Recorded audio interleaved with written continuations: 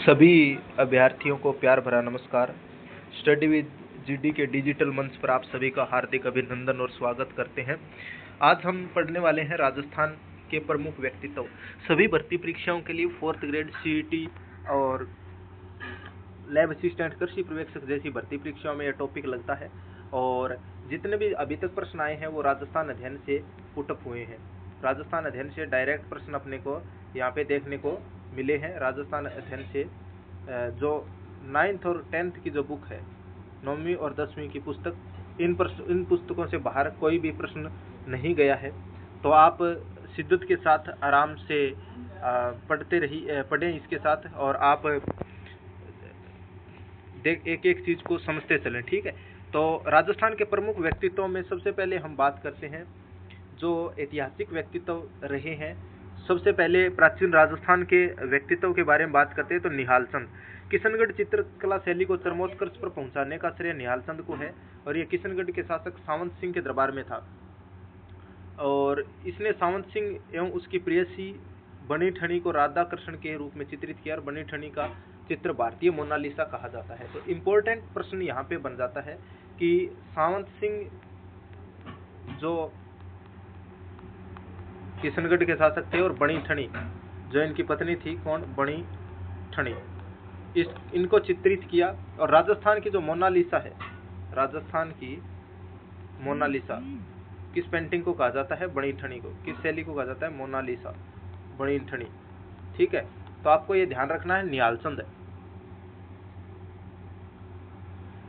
चंद जो थे वो प्रसिद्ध चितेरे हैं, चित्रकार हैं।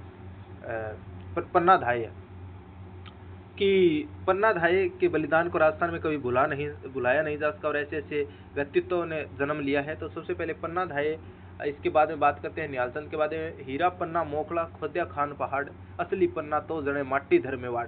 कि हीरा पन्ना मोकला खोद्या खान पहाड़ मेवाड़, असली पन्ना तो जने माटी धर मेवाड़। स्वामी भक्ति, त्याग व बलिदान की मिसाल पन्ना धाय का जन्म चित्तौड़ के निकट पांडोली गांव में हांकला गुज्जर के घर में हुआ। पन्ना का विवाह महाराणा सांगा 1509 से 28 ईस्वी की सेना में नियुक्त सूरजमल के साथ हुआ। इनके पति का नाम क्या था? सूरजमल था। पन्ना के पुत्र चंदन के कुछ दिन जन्म के बाद ही मेवाड़ की महारानी कर्णावती ने राजकुमार उदय सिंह को जन्म दिया और वही उदय सिंह जो महाराणा प्रताप के पिता है। और राजकुमार उदय सिंह की धाय नियुक्त किया, ठीक है। धाय जो इनको दूध पिलाती थी, इनकी सेवा करती थी। तो 1535 में इन्होंने अपने पुत्र का बलिदान दे दिया उदय सिंह की रक्षार्थ। तभी तो इनके बारे में जो ये कहा गया है, चंदन को उदय सिंह की जगह लिटाकर पन्ना तलवार के शिकार होने दिया। अपनी ममता को इन्होंने किस तरह से बलिदान किया, इतना हिम्मत एक आम नारी में नहीं हो सकती। मेवाड़ के इतिहास में पन्ना धाय का त्याग एक अविस्मरणीय घटना है।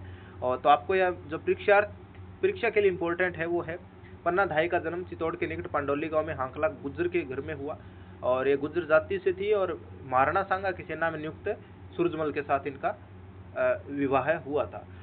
हीरा पन्ना मोकला खोद्या खान पहाड़, हीरा पन्ना मोकला खोद्या खान पहाड़, असली पन्ना तो जने माटी धरे मेवाड़, असली पन्ना तो जने माटी धरे मेवाड़। कितनी अच्छी लाइन लिखी है। आप राजस्थान अध्ययन जैसी पुस्तकें पढ़ते हैं, इन पुस्तकों में देखने को मिलती है। फिर आती है गोरा धाय।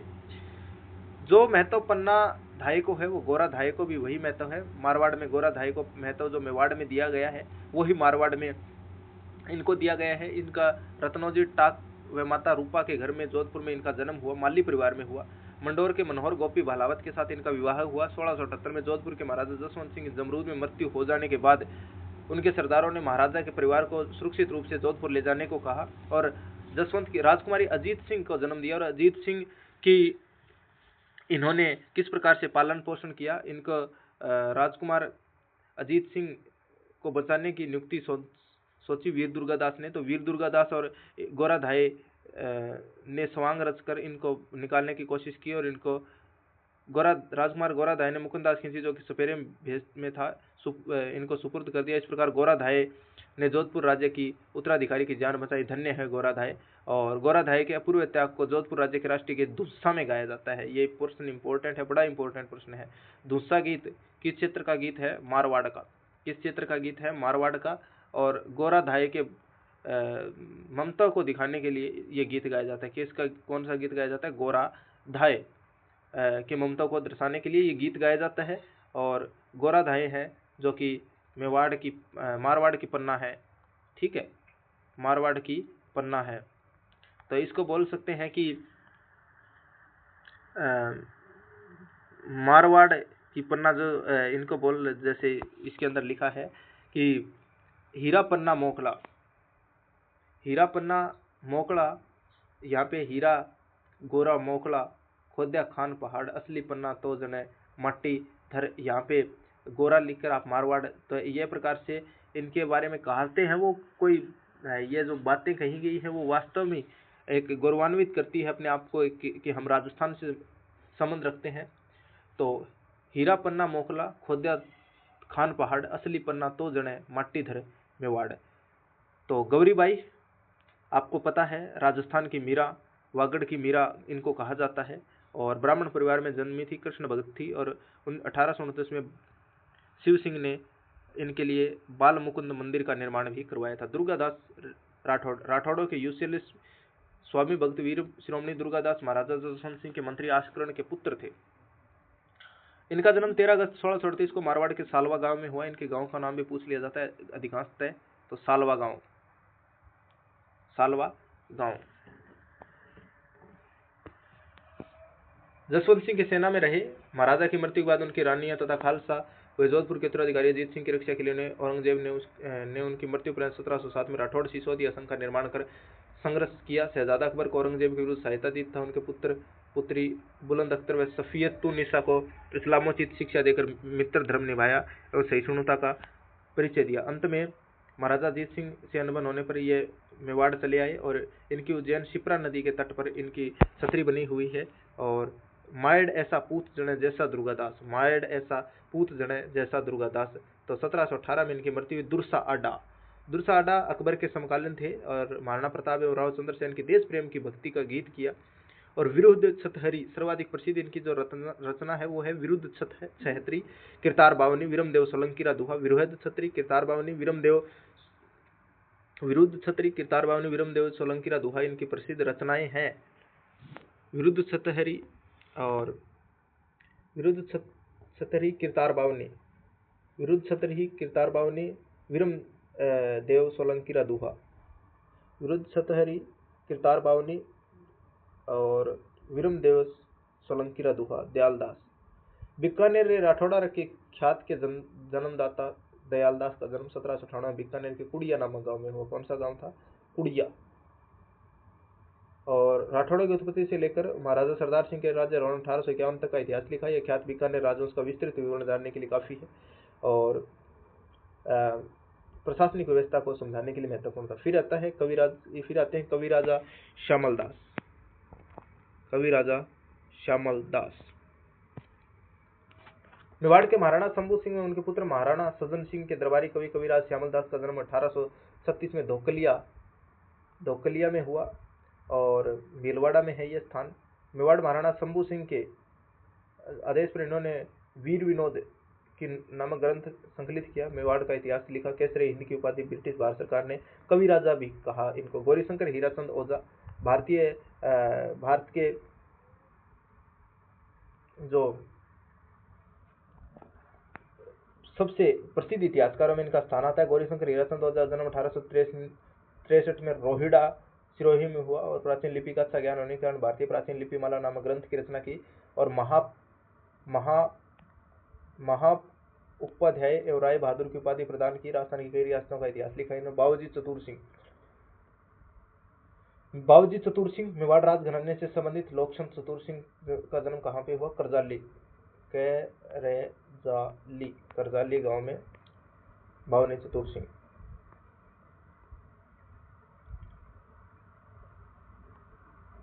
ठीक है। और सुखेर गांव में इन्होंने अपना जीवन व्यतीत किया। राजस्थानी भाषा के अच्छे जानकार थे। भगवत गीता की गंगाजली टीका लिखी। परमार्थ विचार, योग सूत्र की टीका, सांख्य तत्व के सामाजिक टीका, मानव मित्र चरित्र, शेष चरित्र, अलग पचीसी, अनुभव प्रकाश, चतुर चिंतामणि, समाज बतीसी आदि इनकी प्रमुख कृतियां हैं। और 1900 1929 में चतुर सिंह की मृत्यु हो गई और चतुर सिंह ने प्रतीकात्मक माध्यम से समझाते लिखा, कर्ड तो कह तो फिर एक हर किनी हकनाक जगनी उन ने कहे हियो लिफाफोरा। कार्ड तो कह तो फिरे हर किनी हकनाक। ठीक है, अच्छे बुरे लोगों के बीच संबंध बताया है। और जनरी वह उन कहे हियो लिफाफो राख। बिरबल सिंह गंगानगर जिले के रायसिंह नगर में जन्मे, बीकानेर प्रजा परिषद के सदस्य थे और आज़ादी के आंदोलन में इन्होंने भाग लिया। 30 जून 1946 को रायसिंह नगर में कार्यकर्ता सम्मेलन किया। 1 जुलाई 1946 के दिन झंडा अभिवादन के तहत कार्यकर्ता हाथों में तिरंगा झंडा लिए सम्मेलन स्थल पर पहुंचे और वहां पर बिरबल सिंह के नेतृत्व में सरकारी अधिकारी ने गोली चला दी और गोली का शिकार बिरबल सिंह बने, लेकिन इन्होंने घायलावस्था में ये गान झंडे को नीचे, तिरंगा को नीचे नहीं गिरने दिया और इन्होंने कहा, झंडा ऊंचा रहे हमारा, झंडा ऊंचा रहे हमारा। विजयदान देथा बीजी के नाम से विख्यात। बहुत सारे प्रश्न इनके रीट में भी आप प्रश्न 2-3 सालों से लगातार बन रहे हैं। बोरुंदा जोधपुर में इनका जन्म हुआ। बातारी फुलवारी लोकगीत कला गीत संग्रह, इनको मैं हाईलाइट कर देता हूँ 1 मिनट आपके लिए कि एग्जाम के दृष्टिकोण से बहुत इंपॉर्टेंट है विजयदान देथा। तो देखिए आप, बातारी फुलवारी लोक कथा संग्रह, बापू के 3 हत्यारे, इनकी रचना है। आलोचना 1948 और पहली और द्विधा पर इनकी फिल्म भी बन चुकी है। द्विधा लघु कहानी संग्रह द्विधा और अलेखु हिटलर। ये रूपायन संस्था बड़ौदा के संस्थापक भी बीजी उपनाम है इनका। पहले हमने जिक्र किया 1974 में केंद्रीय साहित्य अकादमी पुरस्कार मिला। 1992 में भारतीय भाषा परिषद पुरस्कार, 2002 ईस्वी में बिहारी पुरस्कार, 2006 में साहित्य चूड़ामणि पुरस्कार, 2007 ईस्वी में पद्मश्री और 2012 में राजस्थान रत्न से सम्मानित किया। उनकी लोक कथा पर मणिकौल ने फिल्म बनाई, द्विधा फिल्म बनाई। इसी कथा पर अमोल पालेकर ने पहली फिल्म बनाई। तो मणिकौल ने द्विधा और अमोल पालेकर ने पहली नामक फिल्म भी बनाई है। ठीक है, तो ये कथा संग्रह है द्विधा संग्रह है इनका, इन फिल्म बनी। कन्हैयालाल सेष्टिया धरती दोहरारी और अमर लोकप्रिय गीत पाथल और पिथल के यशस्वी रचयिता साहित्यकार कन्हैयालाल सेठिया का जन्म 11 सितंबर 1919 को राजस्थान के सुजानगढ़ चूरू में हुआ। सुजानगढ़ में गांधी जी के संपर्क में आई 1934 में और संपर्क में वहां पे आने के बाद उनका पहला जो काव्य संग्रह था 1941 में वनफूल प्रकाशित हुआ और देशभक्ति से ओतप्रोत अग्निवीणा 1942 का प्रकाशन से करने पर राजद्रोह पर आरोप लगा। भारत छोड़ो आंदोलन में सक्रिय रहे। 1945 में बीकानेर प्रजा परिषद के प्रमुख कार्यकर्ता के रूप में सामंतवाद का विरोध, कुण जमीन और धनी कविताएं लिखी और हल्दी घाटी शताब्दी समारोह 1976, चित्रकूट मेला 1976, पश्चिमी सांस्कृतिक परिषद उदयपुर आदि में सक्रिय भूमिका निभाई और 1976 में लील टांस के लिए केंद्रीय साहित्य अकादमी नई दिल्ली द्वारा पुरस्कार किया गया और 1988 में उन्हें निग्रंथ के लिए मूर्ति देवी पुरस्कार, 1988 में शब्द के लिए सूर्यमल मिश्रण पुरस्कार और सतवादी के लिए टाटिया पुरस्कार से सम्मानित किया गया। 2004 में उन्हें पद्मश्री, 2012 में राजस्थान रत्न सम्मान से नवाजा गया और सेठिया ने राजस्थानी भाषा को संवैधानिक मान्यता दिलाने की दिशा में अथक प्रयास किया। 1 नवंबर 2008 को कन्हैयालाल सेठिया की मृत्यु हो गई। केसरिया बालम आओ नी पधारो हमारा देश मांड गायिका अल्लाह जिलाबाई के कंठों से निकलकर अमर हो गया। और मांड गायिकी कहाँ की प्रसिद्ध है? जैसलमेर की। कहाँ की प्रसिद्ध है? जैसलमेर की। आपको ध्यान रखना है 1 फरवरी 1902 को जन्म हुआ। पद्मश्री से सम्मानित किया। बाई जी को सन 1983 में अल्बर्ट हॉल में बीबीसी लंदन द्वारा कोर्ट सिंगर का अवार्ड भी दिया गया। गौरी देवी जो है वो हमने यहाँ पे भी गौरी बाई और गौरी देवी, ठीक है, तो इन्होंने मांड गायिका को पहुंचाया शिखर पर और बीकानेर दरबार के मास्को में आयोजित भारत में मांड गायिकी से श्रोताओं को सम्मोहित किया। हवलदार मेजर पीरू सिंह, ये आधुनिक काल के जो राजस्थान में वर्तमान के जो क्रांतिकारी रहे या जिन्होंने अपने शौर्य का परिचय दिया, उनसे पहले हम बात कर लेते हैं थोड़ी। स्वामी केशवानंद और जगजीत सिंह, पंडित विष्णु कपूर चंद्र, डॉक्टर पी.के. सेठी और ये कृपाल सिंह शेखावत शिल्प गुरु कृपाल सिंह शेखावत का जन्म सीकर जिले के महू ग्राम में 1922 में हुआ और बलि पोल्ट्री के जनक भी इनको कहा जाता है। 1977 में पद्मश्री से सम्मानित किया गया। ठीक है, और फिर इसके बाद में आता है अगला आचार्य तुलसी अणुव्रत आंदोलन के 20 अक्टूबर 1914 नागौर जिले के लाडनू कस्बे में हुआ और तेरापंथ संघ के नवे आचार्य बन गए। नैतिकता की अणुव्रत आंदोलन का सूत्रपात किया। आचार्य इंसान पहले इंसान फिर हिंदू या मुसलमान, इंसान पहले, इंसान फिर हिंदू या मुसलमान, ठीक है। तो यही इनकी कहेगी ये अणुव्रत आंदोलन के सूत्रधार, इन्होंने सूत्रपात किया। फिर इसके बाद में आते हैं जो स्वामी केशवानंद, शिक्षा संत के रूप में प्रसिद्ध जो केशवानंद है वो सीकर जिले के मंगलूना में 1883 में चौधरी ठक्कर सिंह के घर में हुआ। बचपन का नाम बिरमा था और 1921 से 1931 तक स्वाधीनता आंदोलन चलाया, जेल यात्रा की। केशवानंद ने 1932 में संगरिया में जाट विद्यालय का संचालन संभाला और उसे मिडिल स्तर से महाविद्यालय सत्र तक पहुंचाया, जिसमें कला, कृषि, विज्ञान महाविद्यालय के तहत शिक्षक प्रशिक्षण महाविद्यालय, संग्रहालय, ग्रामोत्थान विद्यापीठ भी बनाया गया। महाविद्यालय, संग्रहालय और ग्रामोत्थान विद्या 1944 से 1956 तक बीकानेर के 1944 से 1956 तक बीकानेर के रेगिस्तान गांव में 300 पाठशालाएं खुलवाई और अनेक स्थानों पर चलते फिरते वाचनालय और पुस्तकालय स्थापित किए, ठीक है। तो आगे आता है अगले जो महत्वपूर्ण है उनमें आते हैं जगजीत सिंह। 8 फरवरी 1941 को गंगानगर कस्बे में सिख परिवार में जन्मे और इन्होंने गजल गायकी से सबको सम्मोहित किया और राजस्थान रत्न पुरस्कार 31 मार्च 2012 को इनको नवाजे जाने की घोषणा की। 10 अक्टूबर 2011 को इनका निधन हो गया। पंडित विश्व मोहन भट्ट, 12 जुलाई 1950 को जयपुर में पंडित विश्व मोहन भट्ट का जन्म हुआ और 1965 में इन्होंने देश विदेश में संगीत प्रस्तुतियां। 1994 में इन्हें विख्यात प्रेमी पुरस्कार, ग्रेमी पुरस्कार भी मिला। गिटार में सितार, सरोद और वीणा के 14 अतिरिक्त तारों के सटीक और अद्भुत मुहावरों का समन्वय करके मोहन वीणा का आविष्कार किसने किया? पंडित विश्व मोहन भट्ट। इंपॉर्टेंट है ये प्रश्न, कई बार एग्जाम में पूछा जा चुका है। मोहन वीणा, 14 अतिरिक्त तारों का सटीक, वीणा के अंदर 14 अतिरिक्त तारों के सटीक अद्भुत मुहावरों का समन्वय करके मोहन वीणा का आविष्कार किया। कपूर चंद कुलिस, ये तो राजस्थान के पत्रकार रहे महत्वपूर्ण, और कपूर चंद्र कुलिस ने राजस्थान पत्रिका की शुरुआत की। 20 मार्च 1926 को टोंक जिले के सोडा गांव में कपूर चंद्र कुलिस का जन्म हुआ। 1951 में कुलिस ने पत्रकार जीवन की शुरुआत की और 7 मार्च 1956 को संध्याकालीन दैनिक के रूप में राजस्थान पत्रिका की शुरुआत की। आपातकाल 1975 के समय उन्होंने राजस्थान के गाँव की यात्रा की और ग्रामीण जनजीवन और सामाजिक व्यवस्था पर मैं देखता चला गया श्रृंखला लिखी, जो राजस्थान के ग्रामीण प्रेस का प्रमाणिक दस्तावेज मानी जाती है। कुलिस ने पोल नाम से ढूंढाड़ी में नियमित कॉलम लिखा, जो उनकी साहित्यिक वैसियत मानी जाती है। राजस्थान पत्रिका के जन्म कपूर चंद कुलिस, आप देखते हो तो राजस्थान पत्रिका में कपूर चंद कुलिस के बारे में लिखे हुए जो आर्टिकल आते हैं वो इसके अंदर आते हैं। Doctor P K. Sethi Jaipur foot के जनक है और डॉक्टर पी. सोईमान सिंह विश्वविद्यालय में कार्यरत रामचंद्र के सेवक से 1969 में दिव्यांगों के लिए नकली पैर जयपुर फूट विकसित किया और रमन मैग्सेसे अवार्ड इनको दिया गया इस कार्य के लिए। और डॉक्टर वी.सी. रॉय सम्मान, पद्मश्री सम्मान, rotary international award, Raman Magsaysay award किनको मिला है? Doctor P K. सेठी को वर्ल्ड अंडरस्टैंडिंग एंड पीस पुरस्कार भी प्राप्त हुए, ठीक है।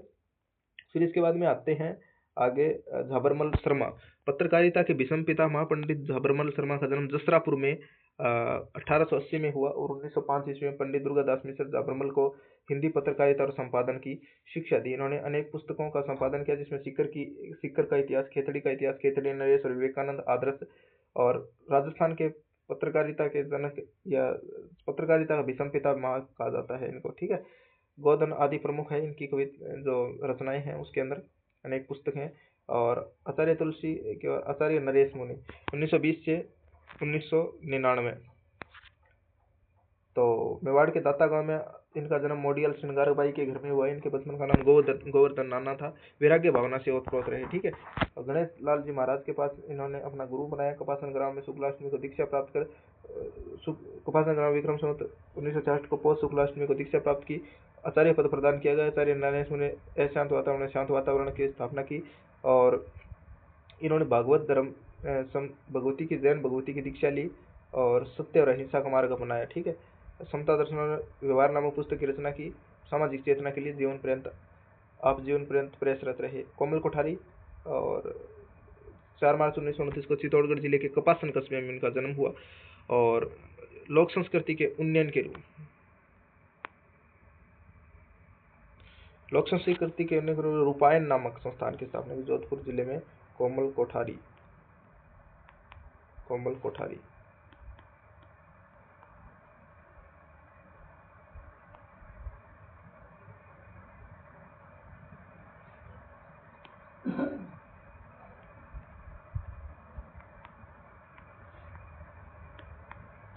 रूपायन नामक कविता की स्थापना जो रचना की थी कोमल कोठारी ने की थी, कोमल कोठारी। फिर इसके बाद में आता है अगला,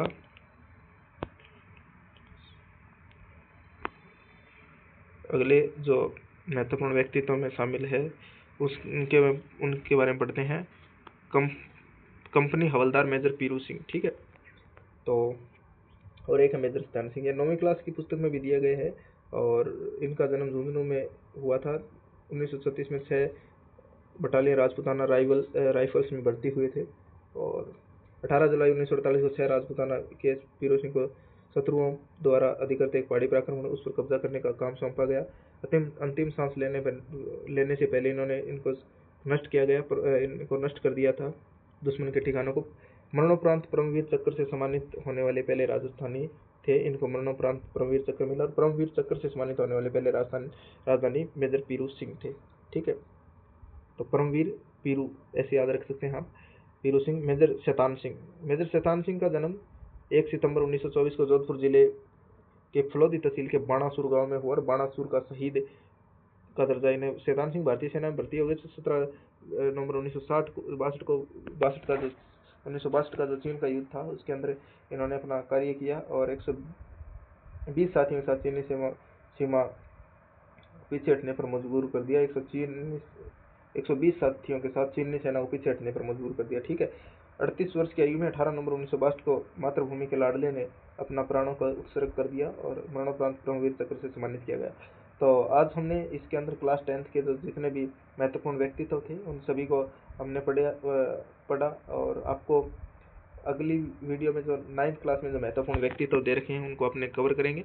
तो मिलते हैं अगली वीडियो में, तब तक के लिए आप पढ़ते रहिए। धन्यवाद, जय हिंद।